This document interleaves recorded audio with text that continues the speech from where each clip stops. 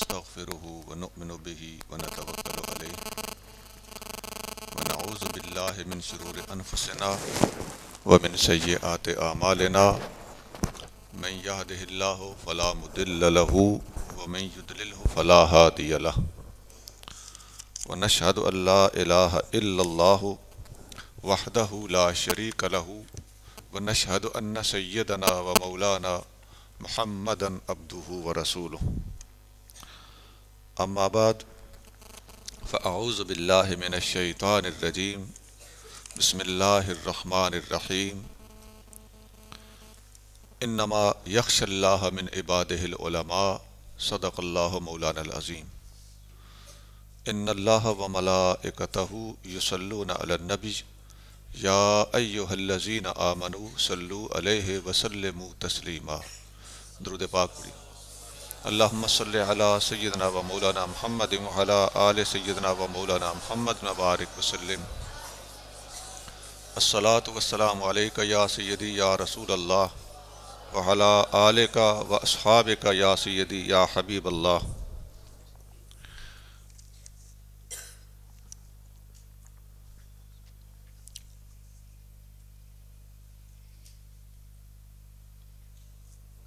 جامعہ قادریہ قاسمیہ ڈوڈا شریف کی انتظامی ٹرسٹ القاسم ٹرسٹ ڈوڈا شریف، اس کے معزز اور مکرم اراکین جناب چیئرمین ٹرسٹ حاجی امانت علی قاسمی صاحب، جنرل سیکرٹری جناب ساجد امین قاسمی صاحب، انچارج شعبہ تعلیمات جناب پروفیسر علامہ محمد اعظم قادری صاحب، ناظم تعلیمات جناب قاری بشیر احمد قادری صاحب، اور عزیز طلباء کرام، اللہ کریم جل شانہ مجھے اور آپ کو حضور محبوب نبی کریم صلی اللہ علیہ وآلہ وسلم کی سچی غلامی، محبت اور اتباع کی توفیق عطا فرمائے اور ہم سب کا خاتمہ ایمان پر ہو.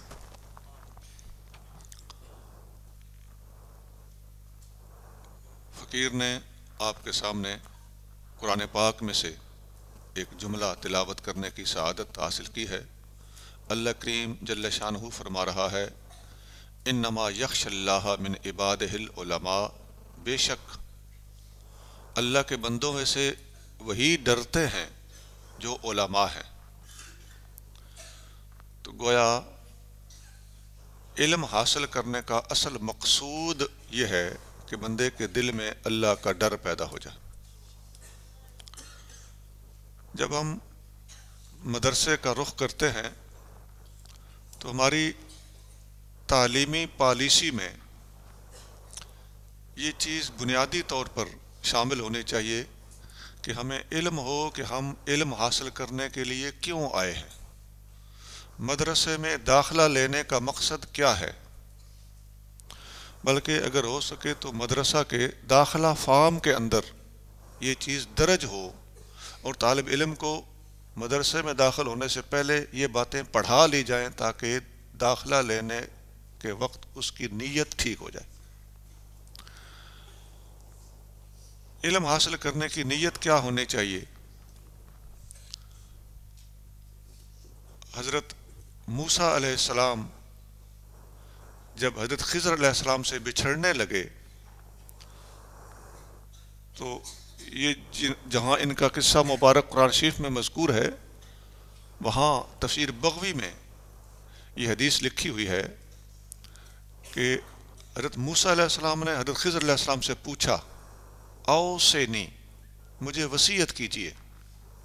قالا، انہوں نے جواب دیا اطلب العلم لتعمل به ولا تطلبه لتحدث به، علم اس لیے حاصل کرو کہ علم پر عمل کرو گے، اس لیے حاصل نہ کرو کہ علم سیکھ کے صرف باتیں کرو گے. محض گفتگو کرنا اور آپس میں احباب میں بیٹھ کر اپنی شان بڑھانا، یہ علم حاصل کرنے کا مقصد نہیں ہونا چاہیے۔ علم حاصل کرنے کے لیے ہماری نیت یہ ہونی چاہیے کہ ہم علم حاصل کر کے اس پر عمل کریں گے۔ یہ ہمیں داخل ہوتے وقت اس بات کی خبر ہونی چاہیے۔ ایک حدیث میں آتا ہے، نبی کریم صلی اللہ علیہ وآلہ وسلم نے فرمایا، من طلب العلم لیجاری بہ العلماء او لیماری بہ السفہاء او یصرف بہ وجوہ الناس الیہ ادخلہ اللہ النار۔ جس بندے نے علم اس لیے حاصل کیا کہ علماء کو اپنے پاس بٹھاؤں گا، جاہلوں میں بیٹھ کر تیر چلاؤں گا، گپے لگاؤں گا، شان بڑھاؤں گا، یا لوگوں کو اپنی طرف متوجہ کروں گا، ایسے بندے کو ادخلہ اللہ النار، اللہ تعالیٰ دوزخ میں پھینکے گا۔ تو علم حاصل کرتے وقت گویا ہماری سب سے پہلے نیت یہ ہونی چاہیے۔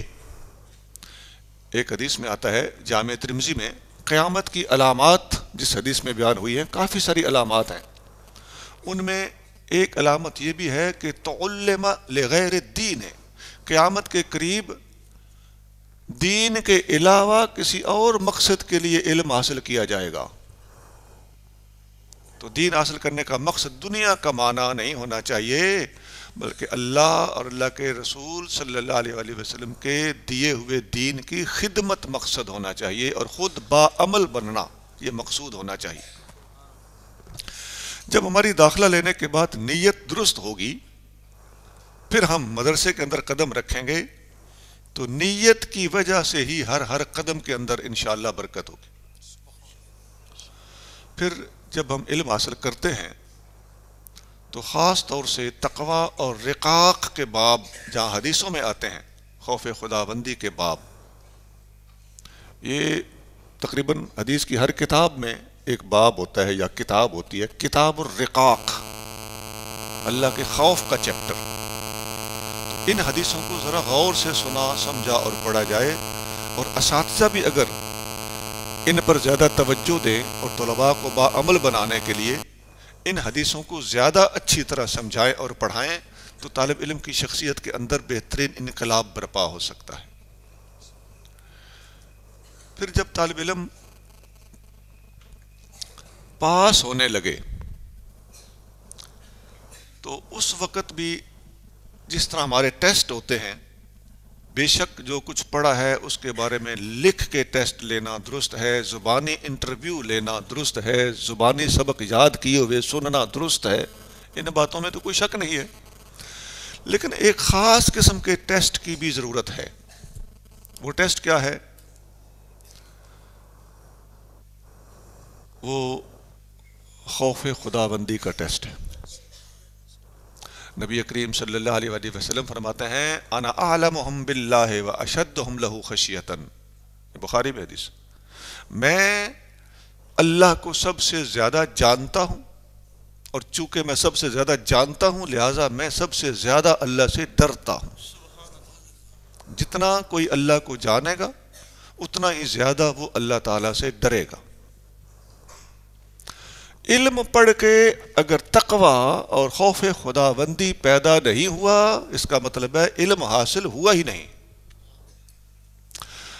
حضرت عبداللہ بن عباس رضی اللہ تعالی عنہ فرماتے ہیں، من خشی اللہ فہو عالم، جو اللہ سے ڈر گیا وہ عالم ہے۔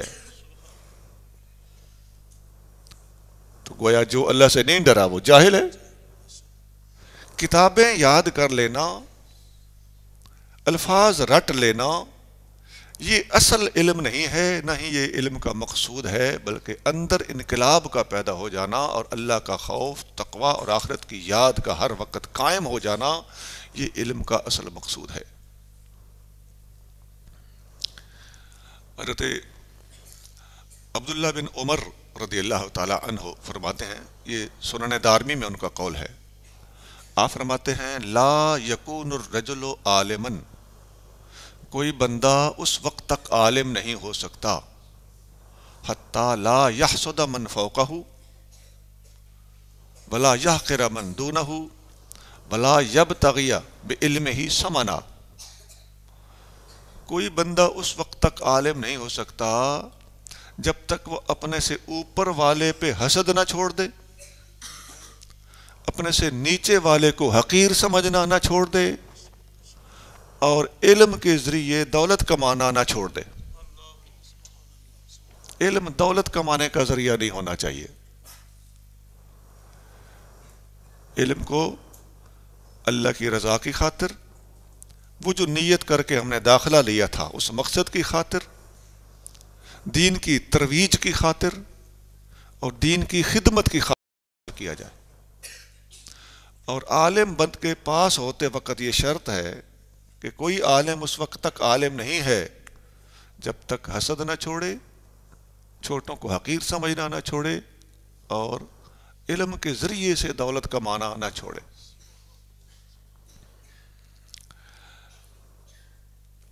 خاص طور سے یہ جو علم کے ذریعے دولت کمانا ہے، اس میں آج کل آپ دیکھتے ہیں کہ بعض دفعہ خطاب کرنے کے پیسے طے کیے جا رہے ہوتے ہیں۔ مجھے دعوت دینی ہے تو 50,000 لوں گا، 40,000 لوں گا۔ یہ تقوی کے بالکل خلاف ہے، دین اور اسلام کے مشن کے بالکل خلاف ہے۔ کوئی دے دے، قبول کر لینا حدیث سے ثابت ہے۔ حضرت فاروق اعظم رضی اللہ تعالیٰ عنہ کو، صحیح بخاری میں حدیث ہے، نبی کریم صلی اللہ علیہ وسلم نے آپ کو جبہ عطا فرمایا۔ انہوں نے عرض کیا یا رسول اللہ کسی غریب کو دے دیں۔ حضور صلی اللہ علیہ وسلم نے فرمایا اے عمر دل میں طمع نہ رکھ، اللہ دے تو منع نہ کر۔ اسی سے صوفیاء نے ایک قاعدہ نکالا ہے، لا طمع ولا منع ولا جمع۔ دل میں طمع نہ کرو، کوئی دے تو منع نہ کرو، آ جائے تو جمع نہ کرو۔ اس دور میں یہ ایک اچھی خاصی ابتلا ہے، ایک امتحان ہے کہ نعت کے پیسے، نقابت کے پیسے، خطابت کے پیسے، تقریباً یہ 3 ہی چیزیں ایسی ہیں کہ ان کے اندر جب بے احتیاطیاں ہوتی ہیں تو دین کا بہت زیادہ نقصان ہوتا ہے۔ اللہ کریم ہمیں تقوی کے ساتھ دین کی تبلیغ کی توفیق عطا فرمائے اور اپنی ذات پر توکل عطا فرمائے۔ یہ غلط فہمی بھی دور ہو جانی چاہیے۔ کوئی یہ نہ سمجھ لے کہ جو علم پڑھ جائے گا اس کو دولت نہیں ملے گی۔ اللہ اپنے فضل سے اتنا دیتا ہے تقوی والوں کو کہ انسان سوچ بھی نہیں سکتا کہ اسے رزق کہاں سے آ گیا۔ امام اعظم ابو حنیفہ رحمۃ اللہ علیہ نے ایک حدیث اپنی مسند میں بیان فرمائی ہے۔ آپ فرماتے ہیں میں 80 ہجری میں پیدا ہوا اور 96 ہجری میں نے حج کیا، اس وقت میری عمر 16 سال تھی۔ یہ اسی ترتیب سے آپ بیان کرتے ہیں۔ تو میں جب حج پہ گیا تو میرے والد گرامی ساتھ تھے۔ فرماتے ہیں ہم کعبہ شریف میں گئے تو مسجد حرام میں نے ایک حلقہ دیکھا، طالب علم گول دائرہ بنا کے سبق پڑھ رہے ہیں۔ میں نے پوچھا یہ کون استاد ہیں جو درس دے رہے ہیں؟ حلقہ تو من حاضہ، یہ حلقہ کس کا ہے؟ میرے والد صاحب نے مجھے بتایا حلقہ تو عبداللہ ابن الحارث جزء الزبیدی صاحب النبی صلی اللہ علیہ وسلم، یہ حضرت عبداللہ بن حارث صحابی رسول کا حلقہ ہے۔ فتقدم، تو میں نے پھر تاخیر نہیں کی، شوق زیارت میں آگے بڑھا۔ جب میں گیا تو سمعتہ یقول، آگے وہ فرما رہے تھے، میں نے ان کو فرماتے ہوئے سنا۔ سمعت رسول اللہ صلی اللہ علیہ وسلم، وہ فرما رہے تھے میں نے رسول اللہ صلی اللہ علیہ وسلم سے سنا ہے۔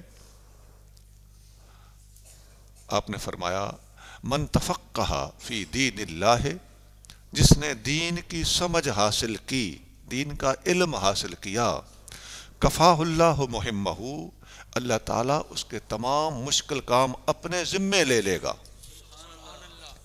وَرَزَقَهُ مِنْ حَيْثُ لَا يَحْتَسِبُ، اور اللہ تعالیٰ اسے رزق وہاں سے دے گا جہاں سے وہ سوچ بھی نہیں سکتا. یعنی غیب کے خزانے دین کا علم اور تقوی حاصل کرنے والے پر کھل جاتے ہیں. دین کی فقہ حاصل کرنے پر اللہ تعالیٰ غیبی خزانے کھولتا ہے اور اس کی سمجھ سے بالا تر راستے اللہ تعالیٰ ایسے بناتا ہے جہاں سے اس کو رزق آنا شروع ہو جاتا ہے. اس وقت آپ آزما کے دیکھ لیں, پوری دنیا میں آپ کو M A, M Phil, P H D لوگ دنیا داری پڑھے ہوئے, سائنس پڑھے ہوئے ایسے ملیں گے جو بے روزگار ہیں. یہ لوگ آپ کو اپنی ڈگریاں جلاتے ہوئے نظر آئیں گے, لیکن کسی حافظ کو بھی آپ مالی طور پہ پریشان نہیں دیکھو گے. سب سے زیادہ برسر روزگار اور با معیشت دنیا میں اگر کوئی بندہ ہے تو وہ مسلمان مذہبی طبقہ ہے.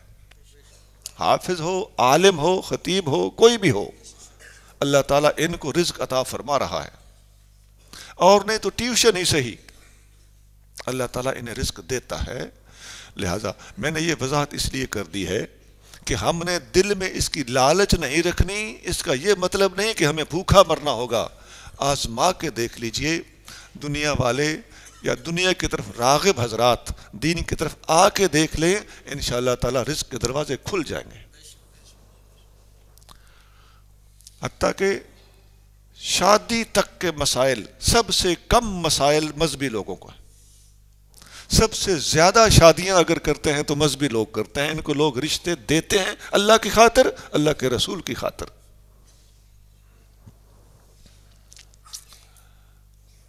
صرف اپنے اندر مضبوطی پیدا کرنے کی اور اللہ پر توکل اور اس ذات کا تقوی اختیار کرنے کی ہمیں احتیاج ہے, ضرورت ہے.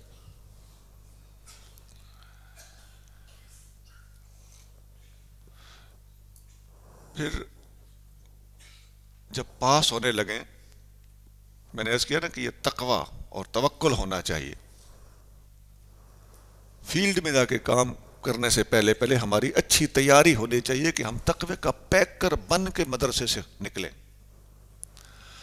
سنن دارمی میں حضرت عمیرہ ایک تابعی ہیں, ان کا ایک واقعہ وہ خود بیان کرتے ہیں کہ ایک بزرگ نے اپنے بیٹے کو کہیں پردیس علم حاصل کرنے کے لیے بھیجا. یہ علم حاصل کرنے کے لیے پردیس جانا علم کے حصول کا ایک اہم ذریعہ ہے. اس سے بھی تقوی پیدا ہوتا ہے, توکل پیدا ہوتا ہے. جو بندے عیش و عشرت میں پڑھتے ہیں ان کے اندر تقوی پیدا نہیں ہوتا.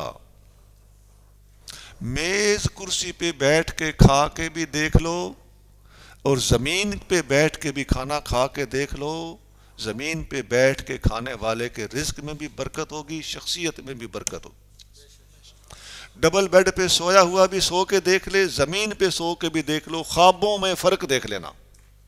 زمین پہ سو گے اچھا خواب آئے گا کیونکہ آپ کا نفس مرا ہے, عاجزی پیدا ہوئی ہے. تو رل کھل کے روکھی سوکھی کھا کے پردیس میں جا کے اگلے بزرگوں نے علم حاصل کیا ہے.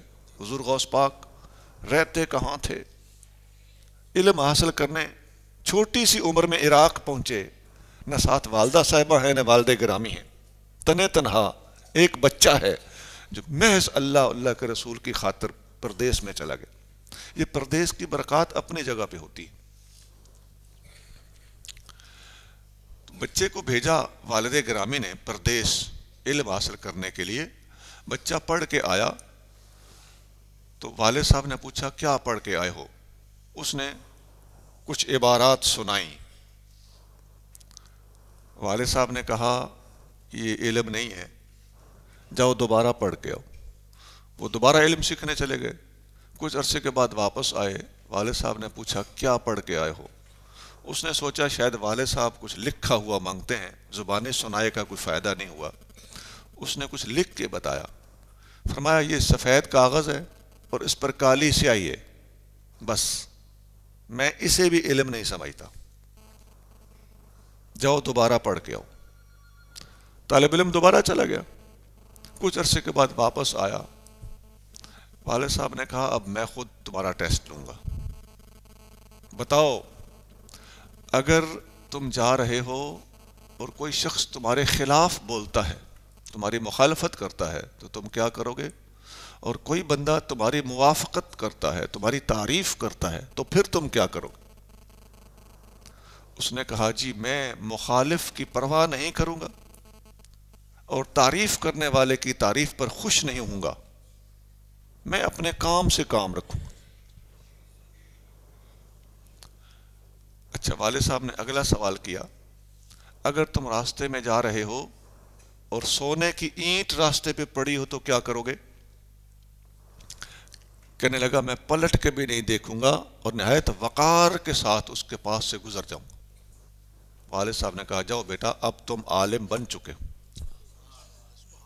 اصل علم کی روح یہ ہے، علم کے حصول کا مقصود یہ تھا، اگرچہ وہ زبانی سنانا بھی علم ہے، لکھ کے دینا بھی علم ہے، والد کا یہ مطلب نہیں تھا کہ یہ علم نہیں ہے، ان کا مقصد یہ تھا کہ تم علم کے حصول کے بعد علم کے تقاضے پورے کرتا ہے کہ نہیں۔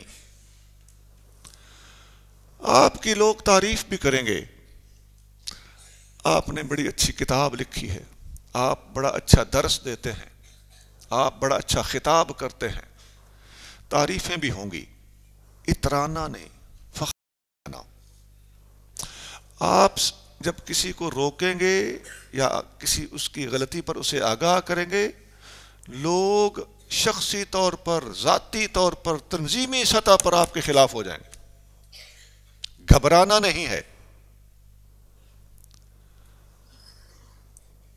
قربان ہونے والے بھی آئیں گے، مخالفتیں کرنے والے بھی آئیں گے۔ مرد وہ ہے، متوکل وہ ہے، مخلص وہ ہے جو کسی سے ڈر کے کام چھوڑے نہیں اور کسی سے چڑ کے کام کرے نہیں۔ ڈر کے چھوڑنا بھی گناہ، بزدلی، اور چڑ کے کرنا یہ اخلاص کا کباڑہ ہے، کسی کے مقابلے پہ کام کرنا۔ اس دور میں ڈر کے چھوڑنے والے تو کم ہیں، لیکن چڑ کے کرنے والے بہت زیادہ ہیں، حتیٰ کہ خود اپنے ہی بھائیوں سے چڑ کے کام شروع کر دیا جاتا ہے کہ اس نے کیا ہے میں کیوں نہ کروں۔ دیکھیے رشک اور ہے، اس کی اجازت ہے، لیکن اندر ہی اندر خار رکھ کے مقابلہ کرنا یہ اور بات ہے، اس کی اجازت نہیں ہے۔ ہم اپنی مسجد کے باہر بھی اگر کچھ کلمات لکھائیں تو ہمارا مقصد کسی کا مقابلہ کرنا نہیں ہونا چاہیے، اپنے مسجد کی ضرورت کے پیش نظر لکھوایا جائے، اس میں اخلاص ہے۔ جب یہ چیزیں پوری ہوں گی تو گویا اب ہمارا مدرسے کے اندر داخلہ لینا بھی مخلصانہ ہو گیا اور پڑھ کے فارغ التحصیل ہو کے نکلنا بھی مکمل تیاری کے ساتھ ہو گیا۔ اب اس کا تیسرا سٹیپ یہ ہے کہ جب ہم باہر نکلیں تو فارغ التحصیل طالب علم کو اس ٹیسٹ میں سے نکلنے کے بعد میدان عمل میں، فیلڈ میں کام کرنے کے لیے جن چیزوں کی ضرورت ہے ان میں سب سے پہلی اور بنیادی چیز یہ ہے کہ طلباء اپنی لائبریری مکمل رکھیں۔ بلکہ میں عرض کروں گا کہ اگر ہو سکے تو مخیر حضرات یا مدرسہ والے اگر ان کے پاس اتنا پیسہ ہے، اتنی جان ہے، توفیق ہے، تو اپنے طلباء کو چند کتابیں ضرور دے کر فارغ کریں۔ درسی کتابیں ان کے پاس ہونی چاہیے، سیاستہ وغیرہ۔ پھر ان کے پاس کم از کم ایک تفسیر ضرور ہو، بغوی، عربی کی، یہ 4 جلدوں میں ہے، انتہا درجے کی تحقیقی تفسیر ہے۔ فقیر جب دورہ تفسیر کرائے تو میرے سامنے یہ تفسیر بغوی ہوتی ہے، اور حدیث کی کتابوں میں سیاستہ کم از کم مشکات کی شرح مرقات یہ ضرور ہونی چاہیے، اور فقہ کی کتابوں میں فتاوی شامی، فتاوی عالمگیری، فتاوی رضویہ، بہار شریعت، یہ 4 کتابیں ضرور دی جائیں طالب علم کو۔ پھر سیرت کی کتابوں میں ایک کتاب الروض العنف ایک ہی ہو تو کافی ہے، کیونکہ اس کے اندر 3 سیرت کی کتابیں ضمناً شامل ہیں۔ سیرت ابن اسحاق اس کا متن ہے، ابن ہشام اس کی شرح ہے، الروض العنف اس کی شرح ہے۔ تو یہ 4 جلدوں میں ایک کتاب ہو تو یہ کافی سارا میٹیریل ہے۔ عقائد کی کتاب اگر نبراس ہو تو کافی ہے، اس میں بھی 3 کتابیں آ جاتی ہیں۔ اسی طرح تصوف کی کتاب فتوح الغیب اور کشف المحجوب ہو تو گزارا کافی ہے۔ ایک آدھ کتاب تاریخ کی، ان میں سے البدایہ والنہایہ ذرا نسبتاً محتاط ہے، ورنہ تاریخ کی کتابوں کا اتنا اعتبار نہیں کرنا چاہیے۔ یہ کتابیں اگر طالب علم پاس ہوتے وقت اوکھے سوکھے ہو کے خرید لے، یا اس کو خرید کر دے دی جائے، یا اس کو خریدنے میں ہیلپ کر دی جائے، تو آپ نے ایک چلتا پھرتا مدرسہ فارغ التحصیل کیا ہے۔ طالب علم کو محض ایک لڑکا سمجھتے ہوئے پاس آؤٹ کر کے کک آؤٹ کر دینا، یہ اصل میں مشن نبھانے والی سوچ نہیں ہے، بلکہ اسے باقاعدہ ایک مشن دے کر میدان میں اتارا جائے۔ دوسری بات یہ ہے کہ جب طالب علم باہر جائے تو جاتے ہی بلا تاخیر تدریس کا کام شروع کر دے۔ اپنے محلے کا ایک نوجوان ہی پکڑ لے، کوئی کالجی ہی پکڑ لے، کوئی پارٹ ٹائم میں پڑھنے والا، پچھلے پہر آ کے پڑھنے والا ہی پکڑ لے، اور صرف ناف کی کتاب ابتدائی اس کو شروع کرا دے۔ حضرت سلمان فارسی رضی اللہ تعالی عنہ فرماتے ہیں، یہ دارمی میں ان کا قول ہے، آپ فرماتے ہیں کہ جب علماء اپنے بعد ایک عالم تیار کرتے جائیں گے، ایک عالم نے ایک عالم تیار کر دیا، دین کی گاڑی چلتی رہے گی۔ تو کیوں نہ ایسا ہو کہ ہم 2 عالم پیدا کر کے جائیں، کئی عالم پیدا کر کے جائیں۔ یہ دین کو نبھانے کا اور اسے کنٹینیو رکھنے کا ایک بہترین ذریعہ ہے، سوچ ہے۔ آپ فکر نہ کریں کہ آپ کے پاس جامعہ نہیں ہے، بہت سارے کمرے نہیں ہیں، آپ اپنے گھر کی بیٹھک میں یہ کام شروع کر دیں، کوئی مشکل نہیں ہے۔ یہ ادھر اندر لگی ہوئی ہو صحیح، کرنے والے کام کر لیتے۔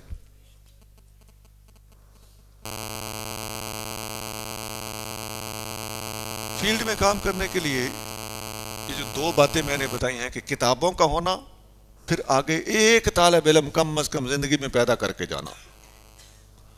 ہم نے دیکھا ہے کہ طالب علم تو دور کی بات ہے، عالم دین، بہترین عالم دین دنیا سے چلا گیا اور اس کا ایک بیٹا بھی عالم نہیں ہے، جبکہ 4 5 6 بیٹے ہیں۔ یہ صورتحال بڑی خطرناک ہے۔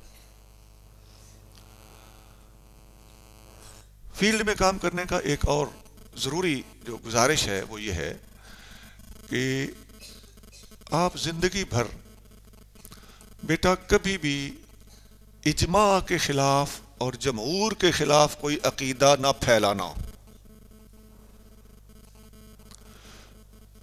حدیث شریف، قرآن شریف ہے بلکہ، اللہ تعالیٰ فرماتا ہے وَيَتَّبِعْ غَيْرَ سَبِيلِ الْمُؤْمِنِينَ مَن يُشَاقِقِ الرَّسُولَ مِن بَعْدِ مَا تَبَيَّنَ لَهُ الْهُدَىٰ وَيَتَّبِعْ غَيْرَ سَبِيلِ الْمُؤْمِنِينَ نُوَلِّهِ مَا تَوَلَّىٰ وَنُصْلِهِ جَهَنَّمَ وَسَاءَتْ مَصِيرًا۔ مومنین کی راہ کو چھوڑنا جہنم میں جانا ہے، اجماع کو نہیں چھوڑنا۔ ان اللہ لا یجمع امتی علی ضلالۃ، جامع ترمذی میں حدیث، اللہ تعالیٰ میری امت کو گمراہی پہ اکٹھا نہیں ہونے دے گا۔ ابن ماجہ میں حدیث ہے اذا رأیتم الاختلاف فعلیکم بالسواد الاعظم، جب اختلاف دیکھو ہمیشہ بڑے گروہ کا ساتھ دینا۔ تو اصول مل گیا کہ ہم نے اجماع کو کبھی نہیں چھوڑنا۔ اور اجماع کس مسئلے پر ہوتا ہے، ہمیں کیسے پتہ چلے گا کہ اس مسئلے پر اجماع ہے؟ آپ پوری کی پوری امت 1400 سال کے علماء کی فہرست تیار نہیں کر سکتے۔ اجماع کو فائنڈ آؤٹ کرنے کا طریقہ کہ اجماع ہے اس مسئلے پر، صرف اور آسان ترین طریقہ یہ ہے کہ آپ دیکھتے ہیں کہ جس مسئلے پر 2 4 5 7 مجددین نے لکھ دیا ہے کہ اس مسئلے پر اجماع ہے، آپ مان لیں۔ امام نووی لکھ رہے ہیں کہ اجماع ہے، علامہ سیوطی لکھ رہے ہیں کہ اجماع ہے، امام قرطبی لکھ رہے ہیں کہ اجماع ہے، امام رازی لکھ رہے ہیں کہ اجماع ہے، شیخ محقق شیخ عبدالحق محدث دہلوی رحمۃ اللہ فرما رہے ہوں کہ اجماع ہے، امام اہل سنت شاہ احمد رضا خان بریلوی فرما رہے ہوں کہ اجماع ہے، تو بس مسئلہ مکمل ہے، کنفرمیشن ہو گئی۔ ہم میں اتنی صلاحیت ہے کہ ان لوگوں سے بڑھ کے ہم تحقیق کریں کہ بھلا ان کا یہ قول صحیح بھی ہے کہ نہیں۔ ایسے ہی مسائل پر اجماع ہوتا ہے اور ان کا مجمع علیہ ہونا کنفرم ہوتا ہے جن کے بارے میں ان ہستیوں نے لکھ دیا ہو کہ اس پر اجماع ہے۔ اجماع کے خلاف جتنی سازشیں ہوتی ہیں وہ اسی اصول کو چھوڑ کے ہوتی ہیں۔ مرزا قادیانی بھی کہتا ہے حیات مسیح پر اجماع لکھا ہوا ہے لیکن امام احمد بن حنبل اس میں شامل نہیں ہے، میں اجماع کیسے مان لوں؟ اب اس نے وہی حاضری لگانا شروع کر دی، حالانکہ امام احمد بن حنبل شامل ہیں، بولتا بھی جھوٹ ہے۔ لیکن یہ حربہ بتا رہا ہوں کہ یہ مسلمانوں کا حربہ نہیں ہے، یہ غیر مسلموں کا طریقہ واردات ہے، اجماع کے خلاف سازشیں کرنا۔ یہ آپ اپنی زندگی کا اصول بنا لیں، اکا دکا قول آپ کو ہر موضوع پر کہیں نہ کہیں سے مل جائے گا۔ میں اس کی فہرست بتاؤں تو آپ حیران رہ جائیں گے، اکا دکا قول ہوا کرتے ہیں، ایسی باتوں پہ کان نہیں دھرا کرتے۔ اجماع اور اجماع نہیں تو جمہور کا فیصلہ ہی صحیح، یہ حرف آخر ہونا چاہیے۔ اور آپ کے ایمان کی اور دین کی تبلیغ کی سلامتی اسی میں ہے کہ آپ زندگی بھر فیلڈ میں کام کرتے وقت اجماع اور جمہور کے پابند رہیں اور امت کی اکثریت کا پٹا گلے سے مت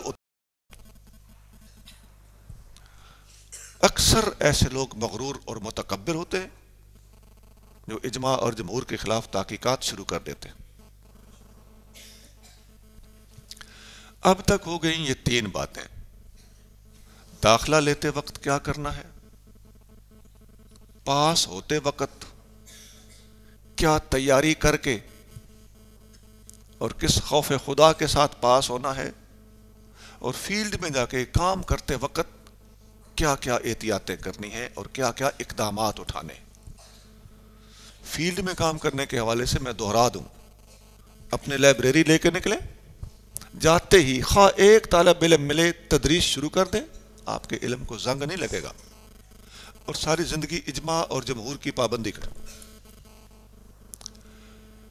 اب یہ 3 چیزیں تو ہو گئیں، ایک چوتھا آئٹم اور چوتھی گزارش بھی ضروری ہے۔ اکثر اوقات اہل علم حضرات ایک وجہ سے ٹھوکر کھاتے ہیں کہ صرف اور صرف جب علوم ظاہریہ کو حاصل کیا ہوا ہوتا ہے اور نفس کی طہارت اختیار نہیں کی ہوتی، اخلاق نہیں سیکھا ہوتا، تصوف نہیں سیکھا ہوتا، علوم باطنیہ سے آشنائی نہیں ہوتی، تو اس وقت بھی علم ادھورا ہی ہوتا ہے۔ آپ جانتے ہیں حضرت سیدنا موسیٰ علیہ السلام اور سیدنا خضر علیہ السلام کا واقعہ قرآن میں موجود ہے، اور حدیث بخاری شریف میں ہے کہ حضرت خضر علیہ السلام کو جب سیدنا موسیٰ علیہ السلام نے یہ درخواست کی کہ میں آپ کے ساتھ رہنا چاہتا ہوں، تو انہوں نے کیا جواب دیا تھا؟ انہوں نے جواب دیا تھا انت علی علم علمکہ اللہ لا اعلمہ، اے حضرت موسیٰ علیہ السلام، آپ کو اللہ نے ایک علم دیا ہے، وہ علم میرے پاس نہیں ہے۔ وَأَنَا عَلَىٰ عِلْمٍ عَلَّمَنِيهِ اللَّهُ لَا تَعْلَمُهُ، ایک علم اللہ نے مجھے دیا ہے جو آپ کے پاس نہیں ہے، آپ میرے ساتھ صبر نہیں کر سکو گے۔ گویا دونوں علم الگ الگ قرآن میں بھی مذکور ہیں اور بخاری کی اس حدیث میں بھی مذکور ہیں۔ ان دونوں علموں کو ساتھ لے کے چلنا ضروری ہے۔ صحیح بخاری میں ایک اور حدیث ہے، حضرت ابو ہریرہ رضی اللہ تعالی عنہ فرماتے ہیں حفظ تو بالرسول اللہ صلی اللہ علیہ وآلہ وسلم وعائن، یہ حضرت موسیٰ اور خضر علیہ السلام والی حدیث کے ساتھ ہی یہ بھی حدیث ہے اس کے پڑوس میں کتاب العلم کے اندر۔ تو سیدنا ابو ہریرہ رضی اللہ تعالیٰ عنہ فرماتے ہیں میں نے حضور علیہ الصلوۃ والسلام سے دو علم سیکھے، فَأَمَّا الْأَوَّلُ فَبَسَسْتُهُ، ایک علم وہ ہے جسے میں کھول کھول کے بیان کرتا ہوں، وَأَمَّا الْآخَرُ لَوْ بَسَسْتُهُ لَقُطِعَ هَذَا الْبَلْعُومُ، ایک علم وہ ہے کہ اگر میں اسے بیان کروں تو لوگ میری گردن کاٹ ڈالیں، نہیں وہ علم لوگوں کی سمجھ سے بالا تر ہوگا۔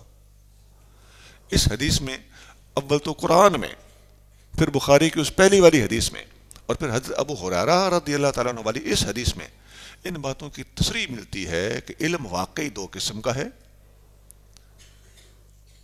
حضرت حسن بصری ایک روایت کرتے ہیں نا کہ العلم علمان، کلیئر کٹ ورڈنگ آگے، علم دو قسم کا ہے، علم فی القلب و علم علی اللسان، ایک علم وہ ہے جو دل میں ہوتا ہے اور ایک علم وہ ہے جو زبان پر ہوتا ہے۔ تو یہ دونوں علم ہمیں سیکھنے کی ضرورت ہے۔ جب ان دونوں علموں کو آپس میں اکٹھا نہیں کیا جاتا تو گمراہی زیادہ پھیلتی ہے، پھر ایک دوسرے پر فتویٰ بازی ہوتی ہے۔ کتابی عالم کہے گا کہ یہ صوفی صاحب جاہل ہیں، اور صوفی صاحب کہیں گے کہ یہ مولوی ہے، اس نے کتابیں رٹی ہوئی ہیں، اس کو کتابیں پڑھ پڑھ کے خشکی ہو گئی ہے۔ تو دونوں ایک دوسرے کا شکوہ کریں گے، حالانکہ حقیقت یہ ہے کہ دونوں اپنی اپنی جگہ پہ حق پر ہیں، کاش دونوں کا علم اکٹھا ہو جائے۔ بات اتنی سی ہے۔ اگلے وقتوں میں یہی ہوتا تھا کہ جو عالم ہوتا تھا وہی صوفی ہوتا تھا، جو کتاب پڑھاتا تھا اس کے ہاتھ میں تسبیح بھی ہوتی تھی۔ اب یہ صوفی اور عالم کی تفریق اور تقسیم کچھ عرصے سے زور پکڑ رہی ہے، اس لیے ہمارے معاشرے کے اندر صحیح طریقے سے دین کی اشاعت کمزور پڑ رہی ہے۔ کیوں نہ کتابی عالم ہو اور مراقبے کا ماہر ہو، کیوں نہ مصحف قرآن کو بھی جانتا ہو اور مصحف چہرہ مصطفیٰ کو بھی پہچانتا ہو۔ حدیث شریف میں آتا ہے نبی کریم صلی اللہ علیہ وآلہ وسلم آخری دن جب دنیا سے جا رہے ہیں تو آپ نے مسجد شریف کے باہر، آپ کا ساتھ حجرہ مبارک تھا، وہاں سے آپ نے پردہ اٹھا کے دیکھا کہ نماز کیسے ہو رہی ہے۔ طبیعت مبارک ناساز تھی، مسجد میں تشریف نہ لا سکتے تھے، پردہ ہٹا کے جب دیکھا کہ میرے صحابی میرے بعد نماز کیسے پڑھیں گے، وہ منظر دیکھنا چاہا تو سیدنا ابوبکر صدیق رضی اللہ تعالیٰ عنہ نماز پڑھا رہے تھے، اور تمام صحابہ، انس بن مالک روایت کرتے ہیں کہ ہم سب نے نبی کریم صلی اللہ علیہ وآلہ وسلم کی طرف دیکھنا شروع کر دی۔ اب عین نماز میں قبلہ رخ کھڑے ہوں، سائیڈ سے حضور نے پردہ اٹھایا، دیکھنے لگ گئے حضور کو، تو فرماتے ہیں کہ کأن وجہہ مصحف، ایسے لگتا تھا کہ حضور علیہ السلام کا چہرہ مبارک قرآن کا صحیفہ ہے۔ تو یہ چہرے کی تلاوت ہے، ادھر قرآن کی تلاوت اپنے جگہ پہ برحق ہے، قرآن قرآن ہے، اللہ کا کلام ہے، اس کی عظمت میں کوئی شک نہیں ہے، لیکن ان دونوں چیزوں کو اپنے اپنے جگہ پہ سمجھ کر ایک ہی شخصیت کے اندر یہ دونوں علم اگر جمع ہو جائیں، وہ صورت کو بھی جانتا ہو اور سیرت کو بھی جانتا ہو۔ اب مسئلہ یہ ہے کہ صورت والا سیرت سے بھاگے اور سیرت والا صورت سے بھاگے تو یہ علم کی تکمیل نہیں ہے، یہ علم کا ادھورا پن ہے۔ ان دونوں چیزوں کو جب جمع کیا جائے گا تو پھر صحیح طریقے سے ہمارے اندر اسلام مکمل ہو کے اترے گا۔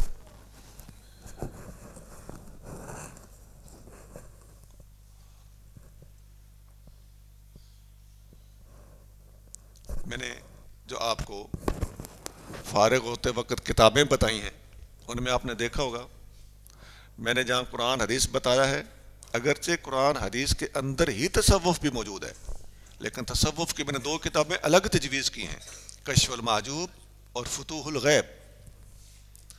ویسے اضافی مطالعہ کرنے کے لیے ذوق والے علماء جو فاضل علوم سے آگاہ ہونا چاہتے ہوں، فقیر کا مشورہ یہ ہے کہ وہ 3 کتابیں اور بھی ساتھ ایڈ کر لیں۔ امام غزالی کی احیاء العلوم، اب یہ ہاتھ پڑھنے کی بات ہے نا کہ کسی کی قوت خرید کتنی ہے، یہ بڑی کتابیں نہیں ہیں، مختصر کتابیں۔ احیاء العلوم 4 جلدوں میں ہے، 1 جلد میں بھی ملتی ہے۔